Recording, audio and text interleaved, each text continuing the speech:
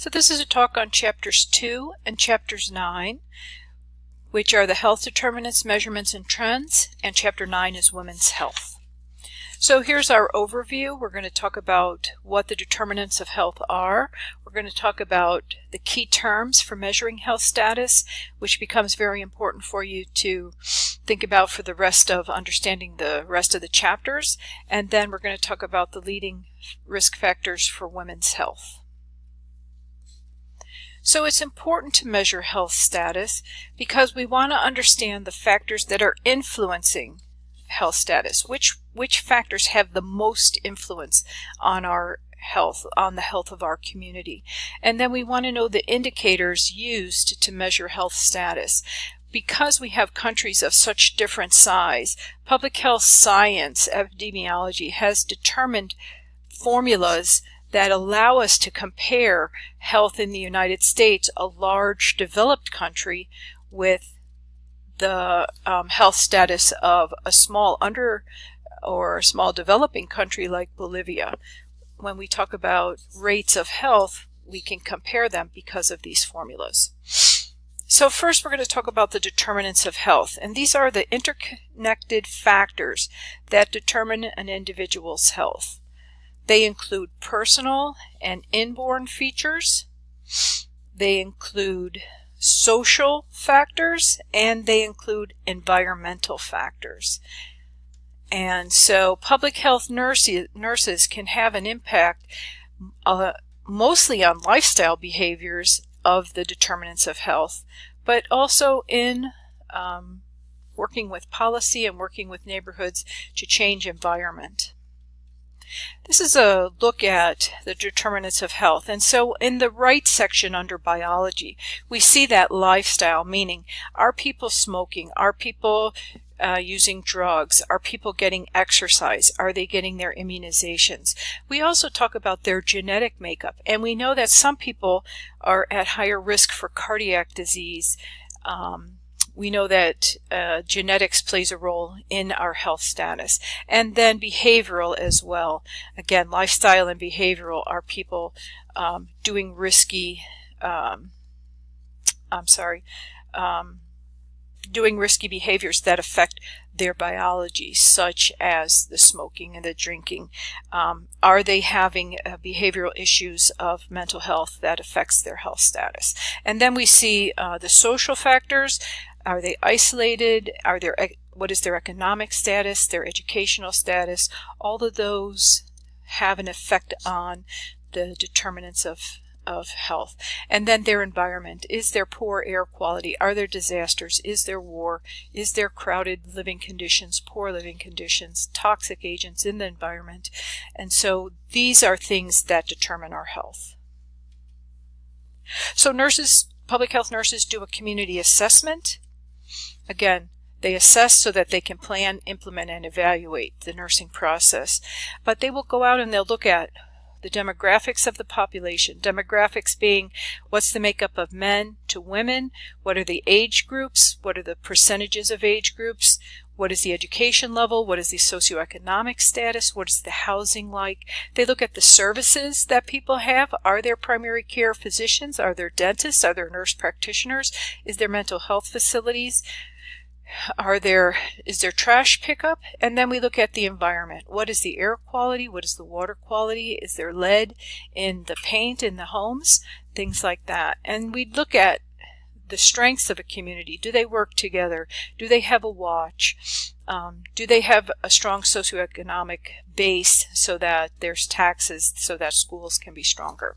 Or do they have big needs?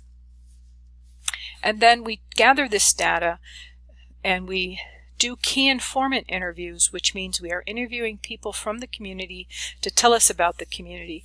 We're looking at the census data and we're looking at other internet resources. And so when we look at the internet, we're looking for key health indicators. And some of these are things like life expectancy, morbidity, and mortality. And again, morbidity is sickness. It's the illness that people are affected by, and mortality is the death rate. And so carrying out disease surveillance means that nurses are going out and looking for cases of illness so that they can document it. The government has surveillance systems out watching so that physicians' offices, hospitals must report cases of malaria, report cases of salmonella, and things like that. And so we can have that information so that we know this is a store that's not a restaurant that's not caring for its food correctly, and people are getting sick from that. And so then we can go out and enforce public health laws and do programs for people on how to take care of themselves. So it's important for us to have these indicators so that we can make comparisons. And so these are some of the terms that I want you to be aware of, and these are again in Chapter 2. And you really should understand them before you move on to read the rest of the book. So again, morbidity is sickness. Risk is something that increases your susceptibility, and we use that term. We say, oh, I'm at risk for the flu because I don't have a flu shot. Getting the flu would be a sickness, so we would look at the morbidity rates for the flu season this year. And then mortality is the death rate, and disability is the temporary or long-term reduction in a person's capacity to function. And you can, you're probably pretty familiar with that, people coming in with a stroke, becoming disabled, or an injury from work. Now, two terms again that you'll find, perhaps you're familiar with them, is incidence and prevalence. And I think this diagram is pretty good in showing the difference. So incidence is the new cases of disease that occur in a population during a specific time, typically a year, but the incidence of Ebola would be measured in a shorter term because of the concern for the rate of morbidity and mortality. Prevalence then is just the number of people, the number of cases of people having a certain health condition. So, and again, during a specified period of time. So we see the prevalence, the new incidence, the incidence goes into the prevalence, but we can look at them at two different times because we look at incidence to see if new cases are coming. And we look at the prevalence to see our long-term planning. Because again, with the flu, there's not a long prevalence of the flu, but when we talk about diabetes lasts for a while, and so incidence and prevalence of diabetes becomes very important to understand. Okay, communicable diseases versus non-communicable diseases. The communicable diseases are an illness caused by an infectious agent that spreads directly or indirectly from person to person, animal to person, or people to animals. Non-communicable diseases do not have an infectious agent. Those are things like diabetes and heart disease. And then injuries are road and traffic injuries, falls, self-inflicted injuries, and other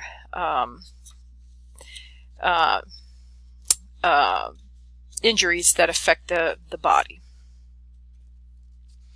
Okay, I added these terms because I thought that they were important for you to know as well.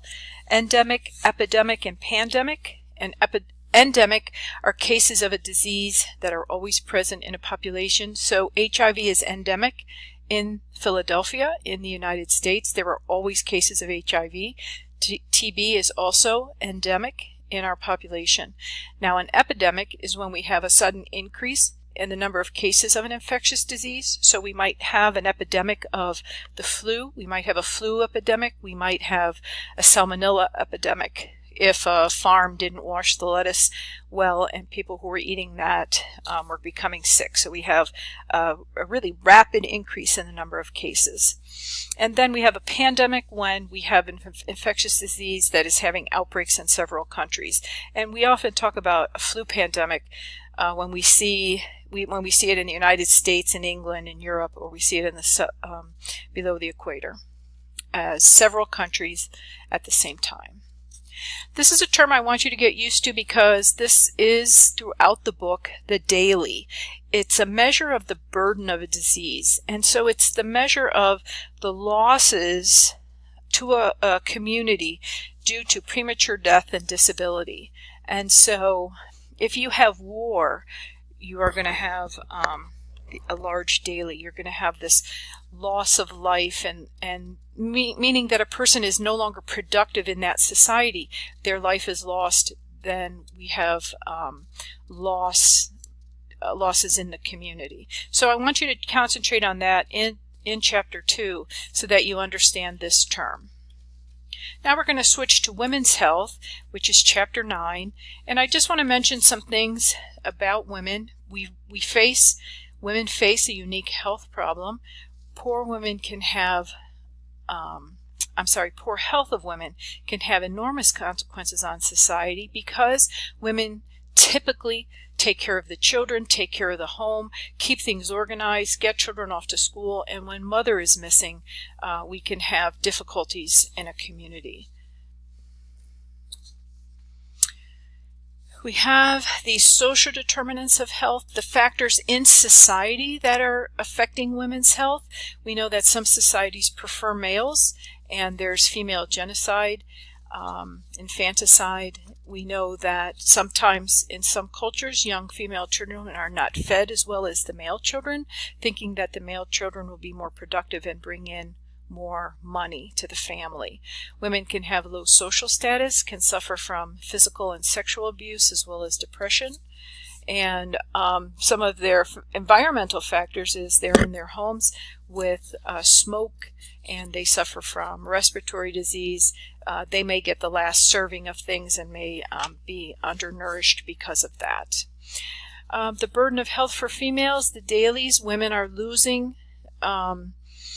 from disabilities from AIDS, from HIV, from depression, low back pain, maternal disorders from poor birthing practices, meaning fistulas and tears, internal tears, making them stay in the home, neck pain from carrying major loads, migraines, iron deficiency. They just have a lot of things that keep them in the home, out of work, out of producing for society.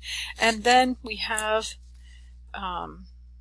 violence against women, death in childbirth, maternal mortality, and economic costs if the father dies and women are left to provide for the family. And then what we have challenges with are having skilled birthing attendants, improving nutrition for women to have then healthy babies, providing clean obstetrical services, legal protection for women, and issues that women are suffering from. These social issues, the environmental issues, affect their health and then affects the family and affects the community. Thank you for listening.